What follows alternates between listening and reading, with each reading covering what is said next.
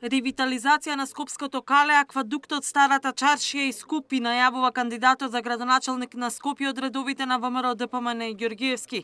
Заштитата и развојот на културното наследство вели дека е еден од клучните столбови во неговата програма. Аквадуктот, почитувани, ќе го претвориме во современ културен парк со сцени за концерти, настани и фестивали, со уредени зелени површини и пешачки патеки. Ќе го изградиме и најдолгиот зид за мурали во југоисточна Европа, археолошкиот локалитет Скупи. Ќе биде повторно вратен на јавноста преку негово целосно отварање, уредување и интегрирање во културниот живот на градот.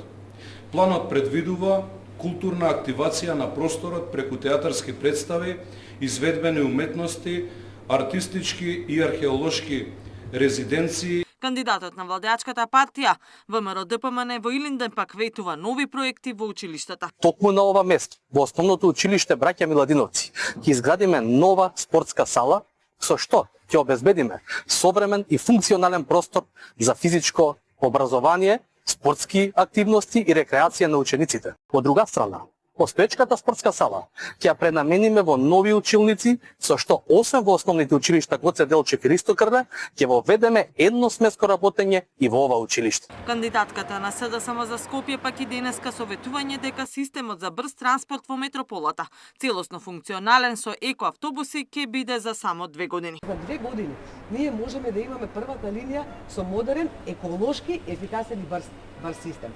Паралелно на ова, значи тоа е исток-запад, паралелно на ова, додека се гради, ќе се прави новото оптимално решение за север-југ, што значи дека и другите два дела на градот ќе ги поврземе, и вие ќе добиете 2 линии кои што имаат брз и ефикасен транспорт. Митовскиот СДСМ, кој е во трката за прв човек на Газибаба, ветува проекти во Стајковци, а Герасимовски во центар вакцинација и чипирање на уличните и домашни кучиња. Стајковци заслужува да продолжи да се развива. Во новиот мандат ќе го уредиме коритото на каналот подложина на улица 6. Ќе ги рехабилитираме улиците 5, 6 и 11.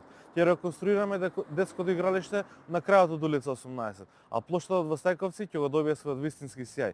Вакцинирањето и микрочипирањето на бездомните кучиња и домашните меленици е клучен чекор кон побезбедни улици и поздрава заедница.